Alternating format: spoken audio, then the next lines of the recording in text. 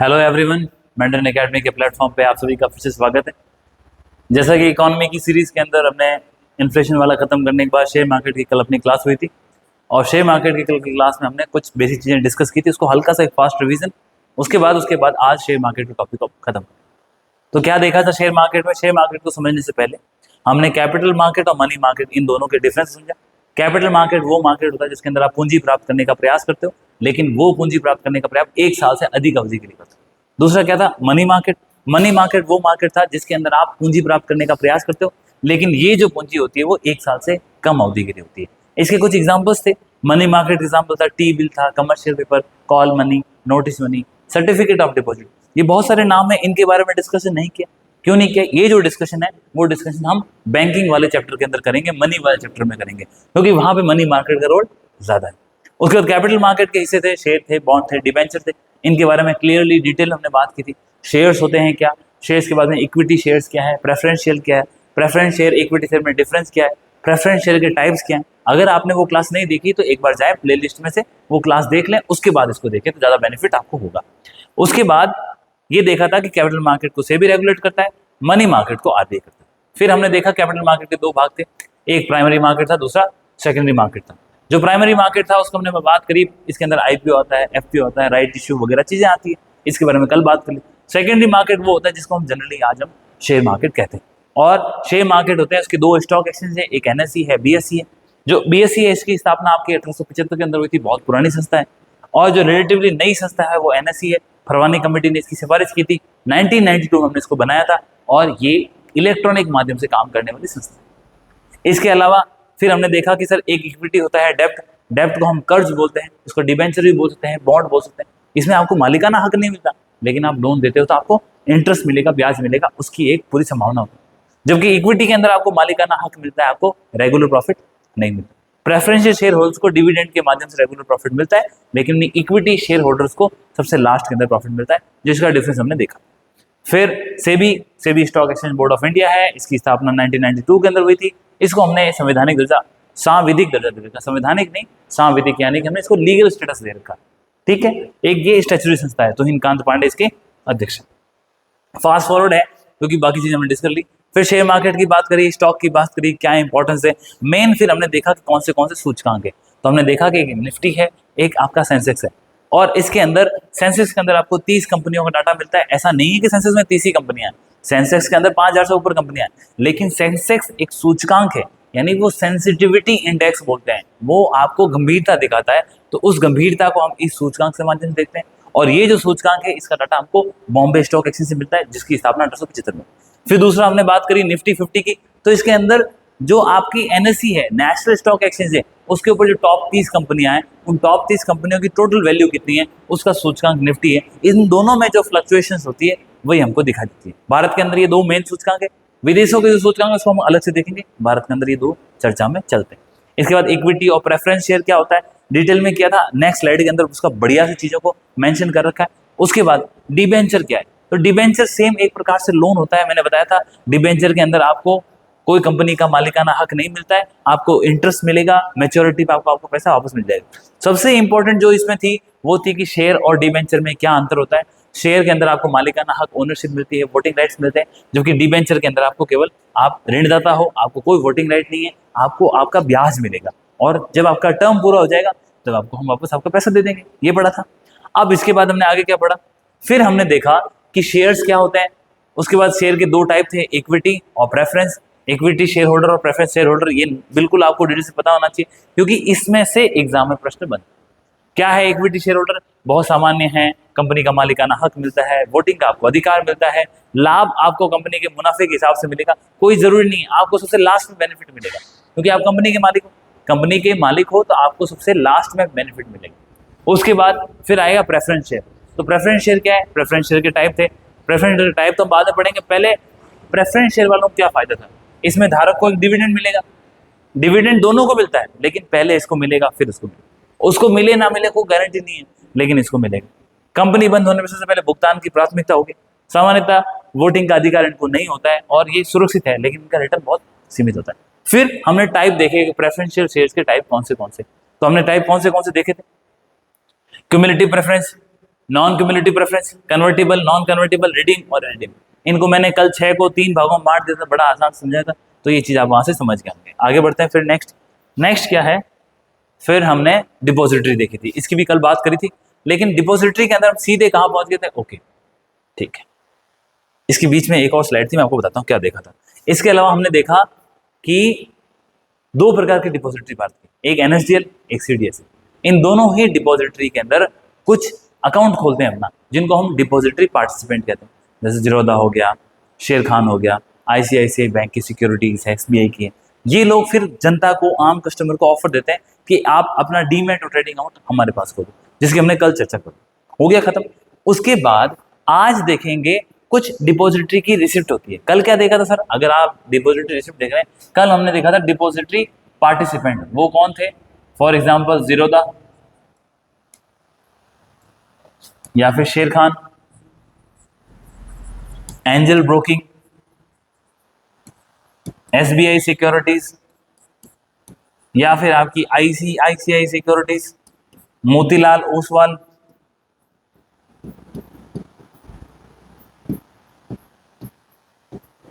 ये सारे क्या है, ये सारे के सारे आपके डिपॉजिटरी पार्टिसिपेंट है। इन सबके अकाउंट किसके अंदर है, इसके अकाउंट आपके एनएसडीएल और CDSL, national securities deposit limited, ये इन दोनों के अंदर इनके अकाउंट से इनको डिपॉजिटरी पार्टिसिपेंट। दूसरी तरफ होता है एक डिपॉजिटरी रिसिप्ट।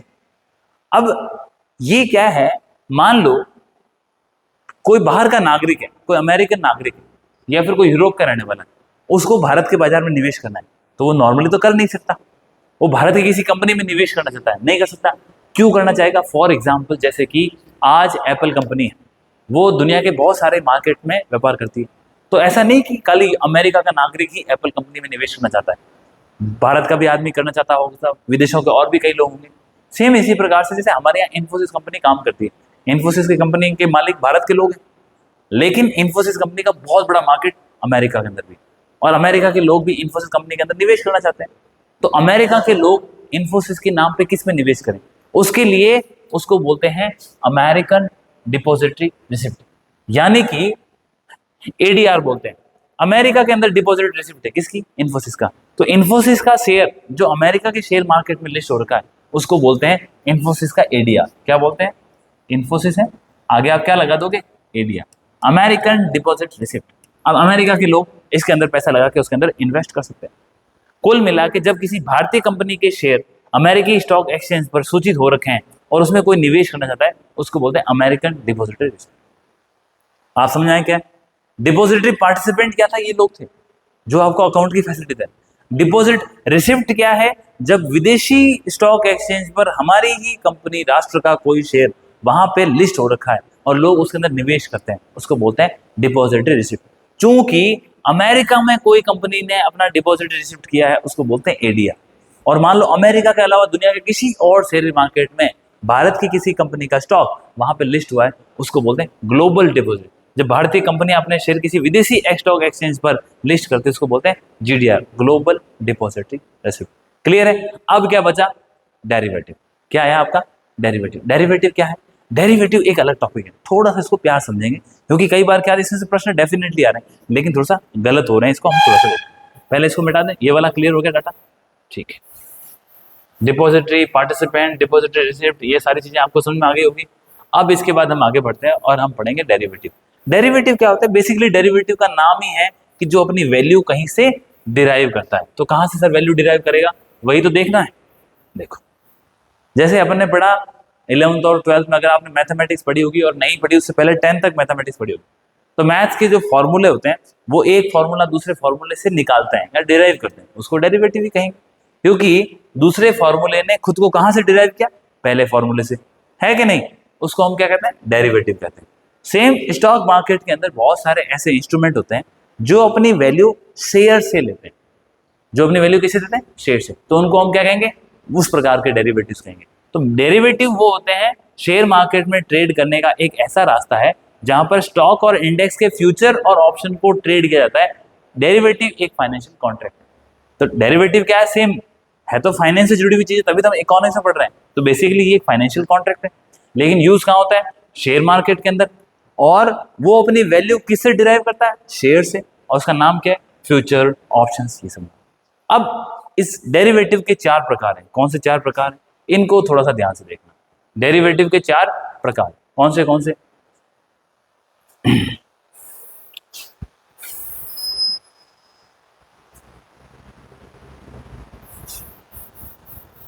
डेरिवेटिव के 4 प्रकार लिखे हैं।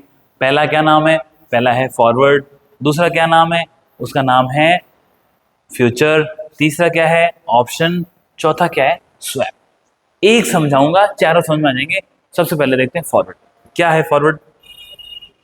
डेरिवेटिव के प्रकार को समझने के लिए हमने लिया फॉरवर्ड। तो क्या होता है फॉरवर्ड? फॉरवर्ड क्या है? एक प्रकार का डेरिवेटिव। मान लो कि यहां पर एक किसान, और इस किसान ने गेहूं पैदा किया, और इस किसान ने जो ये गेहूं पैदा किया, उस गेहूं की लागत आई 2000 रुपए प्रति क्विंटल। यानी कि ये किसान की लागत है 2000 रुपए प्रति क्विंटल। यानी कि ये 2000 से नीचे नहीं बेच सकता। ठीक है सर, ये 2000 से नीचे किसी भी सूरत में नहीं बेच सकता, क्योंकि यदि ये 2000 से नीचे बेचेगा तो इससे क्या हो जाएगा? नुकसान।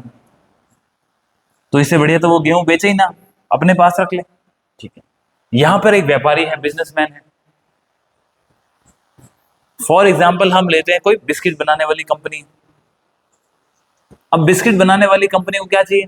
गेहूं चाहिए, तभी तो वो बिस्किट बना पाएगी। लेकिन ये बिस्किट बनाने वाली कंपनी, इसका ये कहना है कि मैं गेहूं को 3000 रुपए प्रति क्विंटल से ऊपर रुपए नहीं दे सकता। मेरी बात सुन, यहाँ पे एक किसान है, उसने गेहूं पैदा किए, और उस गेहूं की जो लागत आई 2000 रुपए प्रति क्विंटल से नीचे नहीं बेच सकता, क्योंकि उसके खर्चे इतने लग गए। अगर उसको प्रॉफिट चाहिए तो इससे ऊपर बेचना पड़ेगा, और कम से कम 2000 पे तो बेचेगा, तो वो बराबर आएगा जितना उसने खर्चा किया। उसकी मेहनत अलग, तो इससे नीचे वो किसी भी सूरत में नहीं बेचेगा, अपने घर पे रख ले।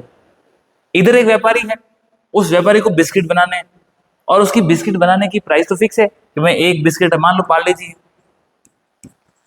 और पार्ले जी का एक बिस्किट जो कि 200 ग्राम का है, उसको वो 6 रुपए के अंदर बेच सकता है।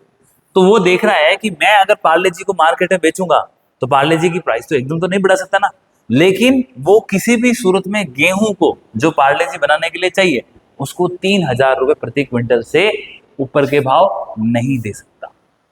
अब समझ गया? तो इसकी खुद की एक रिक्वायरमेंट है, और इस किसान की भी एक रिक्वायरमेंट है।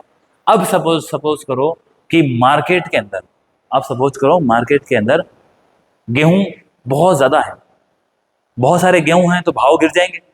तो इस किसान को 2000 रुपए नहीं मिल रहा, कोई बोल रहा है 1800 दे लो, कोई 1700 ले लो, तो ये किसान बेच नहीं सकता। अब दूसरी कंडीशन ये है यहां पर कि मान लो कि गेहूं के भाव आसमान चढ़ गए, और 2000 रुपए का भाव कहां चला गया? 4000 रुपए। तो क्या 4000 रुपए के अंदर ये व्यापारी गेहूं खरीद सकता है? नहीं खरीद सकता, क्योंकि इसकी तो जरूरत क्या है कि मुझे किसी भी सूरत से 3000 रुपए से नीचे ही गेहूं खरीदने पड़ेंगे। अब दोनों की ये मजबूरी है, तो ये किसान और व्यापारी क्या करते हैं? एक एग्रीमेंट करते हैं। क्या करते हैं ये? एग्रीमेंट। क्या एग्रीमेंट करते हैं? तो ये एक एग्रीमेंट करते हैं। मान लो ये जो किसान ने ये फसल पैदा की, उसकी तारीख है आपकी सितंबर 2025, मान लेते हैं 18 सितंबर 2025 डाल दिया आज। अब जो ये व्यापारी है, जब ये व्यापारी बेचेगा, तो इस व्यापारी के जब इसको खरीदना है, तो इसकी भी यही तारीख मान लेते हैं। आज की तारीख कितनी छोटी, किसान को 18 सितंबर 2025 को ये चीज बेचनी है, इस तारीख पे दोनों एग्रीमेंट करते हैं। और ये क्या करते हैं कि हम फरवरी 2026 में ये सौदा करेंगे, किसान अपने गेहूं बचेगा, और ये व्यापारी किसान से गेहूं खरीदे। किस भाव पे? 2500 रुपए प्रति क्विंटल। क्या फायदा हुआ? किसान 2000 से नीचे नहीं बेच सकता, लेकिन 2500 में बेच सकता है, तो ये खुश है। ये व्यापारी 3000 से ऊपर गेहूं खरीद नहीं सकता, इसको यहाँ 2500 रुपए मिल गए, तो ये भी खुश है।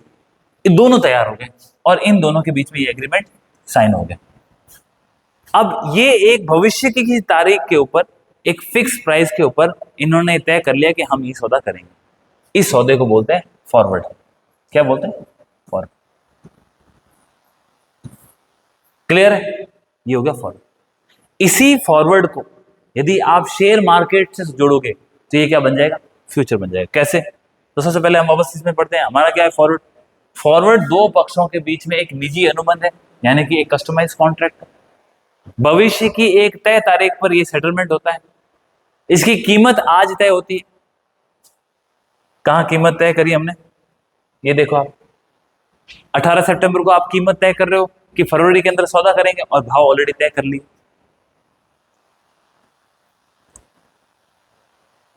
दो पक्षों के बीच में ऐसा ये अनुबंध है। भविष्य की एक तय तारीख पर सेटलमेंट होगा। कीमत इसकी आज तय होगी, डिलीवरी कब होगी? भविष्य में होगी। ट्रेडिंग इसको छोड़ दो आप, इसकी जरूरत नहीं पड़ने की, इसको छोड़ दो, ओवर द काउंटर वाली। अब आगे हम फ्यूचर की बात करें। सेम फॉरवर्ड को फ्यूचर बोलते हैं, लेकिन अगर आपने ये सौदा देखा होगा, कौन सा सौदा, कैसा सौदा, ये रहा, ये जो एग्रीमेंट हुआ, इस पूरे एग्रीमेंट में कहीं कोई थर्ड पार्टी है? यहां पे किसान है, यहां व्यापारी है, और कोई नहीं है। मान लो ये किसान मना कर दे, और मान लो किसान मना नहीं करता, ये व्यापारी मना कर दे, तो ये सौदा होगा? नहीं होगा। तो इसके लिए कोई ना कोई एक सबूत चाहिए, एक साक्ष्य चाहिए, एक प्रूफ चाहिए। तो ऐसा हुआ, स्टॉक मार्केट के अंदर सेबी जो है वो एक प्रूफ की तरह काम करता है। ये फॉरवर्ड जैसा ही है, लेकिन स्टैंडर्ड है। ये कॉन्ट्रैक्ट बन जाएगा, साइन हो जाएंगे, इसके बाद इसकी जो ट्रेडिंग होगी वहां कहाँ होगी? स्टॉक एक्सचेंज में। तभी तो उसको फ्यूचर बोला। और इसकी कीमत और तारीख वो तो पहले से तय है, इसको हमने फ्यूचर बोला। ठीक है, ये याद रखना, फ्यूचर वो है शेयर मार्केट में यूज होता है, फॉरवर्ड वास्तविक जीवन में यूज होता है, लेकिन दोनों ही डेरिवेटिव है। हो गया? अब ऑप्शंस क्या है सर? अब हमने ये देखा फॉरवर्ड, थोड़ा सा इसको मैं क्या बनाता हूँ, फ्यूचर बनाता हूँ। कैसे बनाए सर फ्यूचर? तो आप थोड़ा सा फ्यूचर बनाने के लिए एक थोड़ी सी चीज समझना। फ्यूचर, फ्यूचर में क्या होगा, मान लेते हैं ये हिंदुस्तान एरोनॉटिक्स लिमिटेड कंपनी के शेयर्स, इसका आज भाव कितना चल रहा है? 6,000 रुपए प्रति शेयर। ठीक है, मैंने तय किया कि भविष्य की एक तारीख, भविष्य की एक तारीख यानी कि मान लो 20 अक्टूबर 2025 को जब भी एक्सपायरी होती है, उस दिन मैं इसके शेयर्स को खरीदूंगा, चाहे इसका भाव जो भी हो। उस वक्त भाव मान लो 7,000। सामने दूसरी पार्टी है, मैं किसकी बात कर रहा हूं? मैंने बोला खरीदने का, तो सामने एक और पार्टी होगी, वो क्या करेगी? वो बेचने का काम करेगी। तो सामने वाली पार्टी क्या करेगी? वो बेचने का काम करेगी इधर वाली, और हम दोनों के बीच में एक सौदा हो जाएगा। और ये क्या करेगा? ये बोलेगा कि मैं 7,000 में बेचूंगा और मैं खरीद लूंगा। ये डील डन हो जाएगी 20 अक्टूबर 2025 को। तो ये फ्यूचर का सौदा हो गया, क्योंकि आज की तारीख में, आज 18 सितंबर है, 18 सितंबर को आप 20 अक्टूबर का सौदा कर रहे हो, जिसमें एक पार्टी खरीदने की बात कर रही है और एक बेचने की बात कर रही है। आज का भाव 6,000 है, लेकिन भविष्य में 7,000 के भाव पे ये सौदा तय होगा, क्योंकि इसको लगता है भाव बढ़ेगा और उसको लगता है कि इससे ऊपर नहीं जाएगा। तो ये, इसको हम बोले फ्यूचर, सेम फॉरवर्ड की तरह। अब ऑप्शंस क्या है? अब क्या हुआ, अब फ्यूचर में तो फिक्स है, अब आते हैं हम ऑप्शन। HL कंपनी थी, आज भाव 6,000 है। जब हमने सौदे की तारीख तय करी, उस दिन भाव क्या है होंगे? 7,000। हमने फ्यूचर पढ़ा है ना, फ्यूचर देखा है, इसलिए बोला। अब मान लो इस व्यक्ति का क्या था? खरीदने का प्लान था, इसने बोला था मैं खरीदूंगा। अब ये सौदा होना कब था? क्या डेट थी हमारी? 20 अक्टूबर। लेकिन 20 अक्टूबर से पहले, मान लो 10 अक्टूबर को, ये व्यक्ति तय करता है कि नहीं यार, मैं तो पहले ही खरीद लेता हूं, बाद में शायद मेरे को मौका नहीं मिलेगा। तो इसको बोलते हैं ऑप्शन। फ्यूचर के अंदर तो आप हिल नहीं सकते थे, आपके ऊपर लिमिटेशन थी कि सौदा 20 तारीख को ही होगा। लेकिन इसके अंदर क्या है, आप 20 तारीख से पहले ही सौदा कर रहे हो, तो आपको ऑप्शन मिल गया, तय तारीख से पहले भी आप ये काम कर सकते हो। यदि ये व्यक्ति खरीदता है तो इसको बोलते हैं कॉल ऑप्शन, और यदि इधर वाली पार्टी बेचती है तो इसको बोलते हैं पुट ऑप्शन। खरीदने को क्या बोलेंगे? कॉल ऑप्शन, और बेचने को क्या बोलेंगे? Put option. ये है एक ऑप्शन की कहानी। तो आपको फॉरवर्ड बताया, फ्यूचर बताया, और ऑप्शन बताएं। अभी हम चलते हैं अपने नोट्स पे। हमारे नोट्स कहाँ हैं? नोट्स क्या बोलते हैं? क्या कुछ अलग तो नहीं बोल रहे वो? तो देखो, सबसे पहले फॉरवर्ड वापस देखें एक बार, क्योंकि ये थोड़ा सा टफ टॉपिक लगता है। ऐसा है टफ नहीं, मतलब क्या है, कभी ये पढ़ा नहीं, कभी एक्सरसाइज किया नहीं, इसलिए शेयर मार्केट के अंदर फ्यूचर और ऑप्शन है, बहुत सारे लोग ट्रेड करते हैं, व्यापार करते हैं और बर्बाद होते हैं। फॉरवर्ड दो पक्षों के बीच में एक निजी अनुबंध है, भविष्य की एक तय तारीख पर सेटलमेंट होता है, कीमत इसकी आज तय होती है और डिलीवरी भविष्य में होती है। ओवर द काउंटर वाली चीज को आपको छोड़ देना। अब होता है फ्यूचर। फ्यूचर क्या है? ये भी सेम फॉरवर्ड की तरह है, लेकिन स्टैंडर्ड कॉन्ट्रैक्ट है। इसके अंदर स्टॉक मार्केट के ऊपर ट्रेडिंग होती है और कीमत और तारीख पहले से सेम। ऑप्शंस क्या है? खरीदार को अधिकार मिलता है। क्या मिलता है? खरीदार को अधिकार मिलता है, लेकिन कोई बाध्यता नहीं है। यानी कि आप खरीदना चाहते हो, तो मैंने आपको एग्जांपल में क्या बताया, आपको सौदा कब करना था? सौदा करना था आपको अक्टूबर में, लेकिन उससे पहले भी आप उस चीज को खरीद सकते हो या बेच सकते हो। इसीलिए क्या बोला इसको? Option. Call option, put option क्या होता है? भविष्य में या उससे पहले तय कीमत पर खरीदना, भविष्य में उससे पहले तय कीमत पर बेचना। बेचते हैं तो पुट और खरीदते हैं तो कॉल। ये दो नाम जरूर याद रखना। खरीदना मतलब कॉल और पुट मतलब होता है बेचना। और क्या किया आपने? ऑप्शन एक्सरसाइज किया। तो ये आपका ऑप्शन क्लियर हो गया। अब इसके बाद हम पढ़ते हैं स्वैप, जो कि डेरिवेटिव का लास्ट प्रकार। तो क्या है स्वैप? स्वैप के अंदर दो पक्षों के बीच में कैश फ्लो, संपत्ति, कमोडिटी का आदान प्रदान होता है। For example currency swap, interest. जैसे आपने रिसेंटली देखा होगा, रशिया और इंडिया, इन दोनों ने बीच में एग्रीमेंट साइन किया कि भाई भारत अपना करेंसी में और रशिया अपनी करेंसी में ट्रेड करेंगे। भारत वहां से तेल खरीद रहा है, हम उसको कुछ ना कुछ बेच रहे हैं। तो ये जो व्यापार हो रहा है, हम उनसे हथियार खरीद रहे हैं, तेल खरीद रहे हैं, और वो भी हमसे कोई ना कोई engineering goods, capital goods, product ले रहे हैं। तो ये आदान प्रदान होगा, उसमें हम क्या करेंगे? तीसरी करेंसी का इस्तेमाल नहीं करेंगे, आपस में बदल देंगे, उसको हम बोलते हैं स्वैप। तो ये आपका स्वैप हो गया। डेरिवेटिव के चार प्रकार: फॉरवर्ड, फ्यूचर, ऑप्शन, स्वैप। यही सबसे इंपॉर्टेंट थी जो शेयर मार्केट से चीज जुड़ी हुई है। थोड़ा सा ये कंफ्यूजिंग भी होता है। अब आगे बढ़ते हैं। अब सर कुछ टर्म्स हैं जो स्टॉक मार्केट से जुड़ी हुई है, इनको समझना बहुत जरूरी है। सबसे पहला तो है म्यूचुअल फंड। म्यूचुअल फंड क्या होता है? म्यूचुअल फंड में क्या होता है? बहुत सारे छोटे छोटे निवेशक होते हैं, उनको अपनी पूंजी निवेशित करनी होती है, उनको जानकारी नहीं होती। तो वो क्या करते हैं? आपके मेरे जैसे हजारों लोग मिल गए, उन्होंने छोटा छोटा 1000, 500, 1500, 2000 रुपए निवेश किया। निवेश करके वो एक फंड मैनेजर को पैसे दे देते हैं। वो फंड मैनेजर अपने ज्ञान के आधार पे जो कंपनियां शेयर मार्केट में ऑलरेडी लिस्टेड है, उनको अंदर वो निवेश करता है। तो म्यूचुअल फंड एक ऐसा पूल होता है जिसमें कई निवेशक इकट्ठे होकर के अपने पैसे को विभिन्न एसेट क्लास, मतलब कि आप इक्विटी में भी निवेश कर दो, डेब्ट में भी कर लो। हमने देखा था कैपिटल मार्केट के दो प्रकार होते हैं, एक इक्विटी, एक डेब्ट। इन दोनों में आप निवेश कर लो। लाभ और हानि जो भी होगा उसका सीधा असर निवेशक के ऊपर पड़ेगा। मान लो प्रॉफिट हुआ तो सबके अंदर प्रॉफिट बढ़ जाएगा, और मान लो लॉस हुआ तो सबके अंदर लॉस बढ़ जाएगा। ये बेसिकली इसके अंदर होता है, और ये सेबी से रजिस्टर्ड होते हैं। इसके बाद लिखा है मैंने एक्सचेंज ट्रेडेड फंड, जिसको हम ईटीएफ कहते हैं। क्या बोलते हैं इसको? ईटीएफ। ईटीएफ को हमेशा ध्यान रखना है। क्या होता है ETF? Exchange traded fund. Same mutual fund के जैसा ही है, लेकिन एग्जांपल समझाता हूं आपको। भारत सरकार की कुछ कंपनियां हैं, 22 कंपनियां।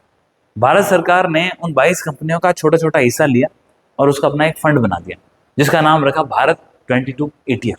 इसके अंदर आम निवेशकों ने पैसा लगाया, उनको उसके शेयर्स मिल गए, सरकार को पैसा मिल गया। अब वो जो फंड बनाया भारत 22, वो क्या? एक्सचेंज ट्रेडेड ईटीएफ है। मतलब कि उन 22 कंपनियों की भाव में जो भी उतार चढ़ाव होगा वो एक फंड में आपको मिलेगा। यानी कि आप थोड़े से पैसे में आपको ऐसा लगेगा जैसे जैसे आपने 22 कंपनियों के अंदर अपना पैसा लगा रखा हो। वो कंपनियां मुनाफा करेगी तो आपको मुनाफा, उन कंपनियों को घाटा होगा तो आपको भी घाटा। इसको बोलते हैं एक्सचेंज ट्रेडेड फंड। ऐसे म्यूचुअल फंड जो स्टॉक एक्सचेंज पर शेयरों की तरह सूचीबद्ध होते हैं, संस्थागत निवेशक होते हैं, वो इन शेयरों को बदलते हैं। सरकार ने डिसइन्वेस्टमेंट के लिए ईटीएफ का उपयोग किया, भारत 22 ईटीएफ, जिसके अंदर भारत सरकार की 22 सार्वजनिक क्षेत्र की कंपनियां उसको शामिल। उसके बाद आया कॉर्पोरेट बॉन्ड। कॉर्पोरेट बॉन्ड क्या है? ये सेम बॉन्ड है। बॉन्ड का प्रयोग क्या होता है? ऋण देने के लिए होता है, उसके ऊपर आपको इंटरेस्ट मिलता है। तो कॉर्पोरेट बॉन्ड के अंदर निजी और सार्वजनिक कंपनियां अपना धन जुटाने के लिए ऋण या डेब्ट मार्केट में जाती है और लोन उठाती है और उनको इंटरेस्ट देता है। अब इसका कोई भी किसी को नया प्लांट लगाना है, उपकरण कुछ भी करना है, कॉर्पोरेट बॉन्ड का मतलब बॉन्ड है। बॉन्ड मतलब ऋण पत्र है, एक डिबेंचर है, जिसके अंदर कंपनी को पैसे चाहिए तो कंपनी बॉन्ड जारी करेगी, पैसे आपसे ले लेगी और आपको इंटरेस्ट देगी। और जिस टाइम कंपनी का काम पूरा हो जाएगा तो एक तय तारीख के ऊपर आपको मूलधन भी लौटा दिया जाएगा। थोड़ा सेफ होता है, इसको हम कॉर्पोरेट बॉन्ड हैं। सबसे इंपॉर्टेंट जो अभी है वो है पार्टिसिपेटरी नोट्स या पी नोट्स। ठीक है, क्या है पार्टिसिपेटरी नोट्स या पी नोट्स? ये लास्ट टर्म से पार्टिसिपेटरी नोट्स किसे कहते हैं? मान लीजिए कि भारत के अंदर विदेश का कोई, अमेरिका का नागरिक, उसको पैसे यहाँ पे निवेश करने, हम तो नहीं जानते वो कौन है, सही है गलत है, उसने पैसे ब्लैक मनी से कमाए सही कमाए, तो हम उसको अलाउड कैसे कर सकते हैं? तो हम क्या बोलते हैं, उस निवेशक को बोलते हैं कि आप जाओ, जो बड़े बड़े फंड हाउस हैं या फिर जो रेटिंग एजेंसी हैं उनके पास जाओ, उनको बोलो कि वो आपको एक नोट जारी करेंगे और उस नोट के आधार पे हम आपको परमिशन देंगे कि आप डायरेक्टली हमारे यहाँ पे निवेश कर सकते हो। और डायरेक्टली निवेश नहीं कर सकते तो दूसरा ऑप्शन क्या देंगे वो आपको ये भी ऑप्शन देंगे कि आप दूसरे फंड हाउस के माध्यम से भारत में पैसा लगा सकते हो। उस नोट को हम बोलते हैं पार्टिसिपेटरी नोट्स, यानी कि उसको परमिशन मिली कि वो भारत के मार्केट में पार्टिसिपेशन कर सकता है। तो पार्टिसिपेटरी नोट्स एक वित्तीय उपकरण है जिन्हें विदेशी संस्थागत निवेशक जारी करते हैं। ये विदेशी निवेशक और हेज फंड्स भारतीय शेयर बाजार में निवेश की अनुमति देते हैं। सीधे तौर पर इसका पंजीकरण नहीं करना होता है, इनको छोड़ दो, इन्हें ऑफशोर डेरिवेटिव इंस्ट्रूमेंट्स कहते हैं, इसकी जरूरत नहीं है हमें, इसको आप काटो। एग्जाम में जो काम की चीज है उसको ही पढ़ना है, एक्स्ट्रा पढ़ने की जरूरत नहीं। ये मुख्यतः जो विदेशी हाई नेटवर्थ इंडिविजुअल होते हैं, हेज फंड्स होते हैं, इनका उपयोग करते हैं और रजिस्टर्ड एफआईआई के माध्यम से, फॉरेन इंस्टीट्यूशनल इन्वेस्टर के माध्यम से निवेश। फिर आपका आ गया इनसाइडर ट्रेडिंग। इनसाइडर ट्रेडिंग क्या होता है? मान लीजिए कि मैं अडानी कंपनी का मालिक हूँ या अडानी कंपनी में काम करता हूँ या अडानी कंपनी में काम करने वाले किसी व्यक्ति का मैं रिलेटिव हूँ और मुझे कंपनी के अंदर की जानकारी।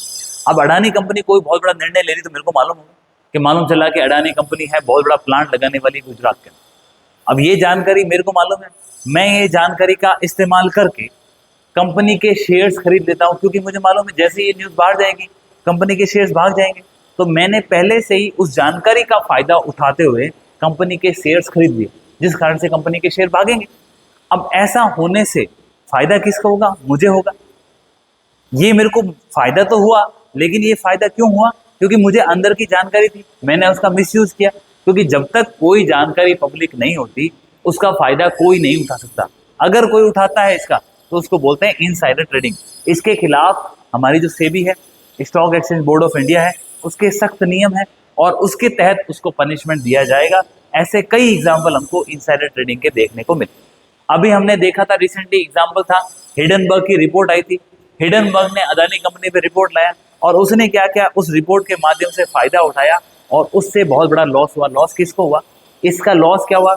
उन्होंने पहले से ही स्टॉक्स को बेच दिया। किसने? हिडनबर्ग कंपनी ने रिपोर्ट को पब्लिक करना था, उसमें उन्होंने अडानी कंपनी की बुराई कर रखी थी। तो अडानी कंपनी की आपने बुराई कर रखी है तो अडानी कंपनी के स्टॉक्स तो गिरेंगे।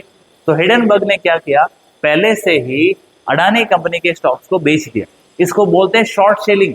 आपके पास माल नहीं है लेकिन आप उससे पहले ही उसको बेच रहे हो। तो अडानी कंपनी के शेयर्स को हिडनबर्ग ने बेचा और जब मार्केट के अंदर न्यूज आई तो स्टॉक्स गिरे, उसके बाद सस्ते भाव पे खरीद लिया। उसको भी आप शॉर्ट सेलिंग कह सकते हैं।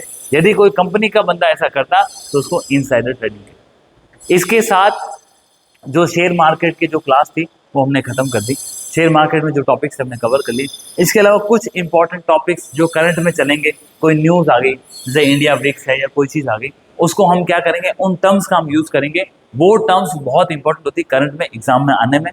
तो उसका क्या करेंगे, एक तो अपन जो टेस्ट सीरीज चलाएंगे उसके अंदर क्वेश्चंस डाल देंगे और दूसरा उससे रिलेटेड कोई भी इंफॉर्मेशन आती है तो वो मैं आपको टेलीग्राम पे पोस्ट कर दूंगा, तो वहाँ पे आप उसकी इन्फॉर्मेशन बटोर सकते हैं। बाद में अगर टाइम मिला हमें तो लास्ट के अंदर हम करंट वाली चीज़ें लेके आएंगे एक साथ, तो उसके माध्यम से भी आपको जानकारी मिल जाएगी। इसके साथ ही शेयर मार्केट वाली क्लास खत्म होगी। इन्फ्लेशन की क्लास अपने 2 क्लासेस थी वो आपने देख ली होगी और उससे पहले हमने बजट को और इस साल का बजट, तो सारे के सारे ये टॉपिक्स अपने खत्म होंगे। इसके बाद हम नेक्स्ट टॉपिक के साथ शुरू करेंगे। जल्द मिलेंगे। Thank you so much. जय हिंद।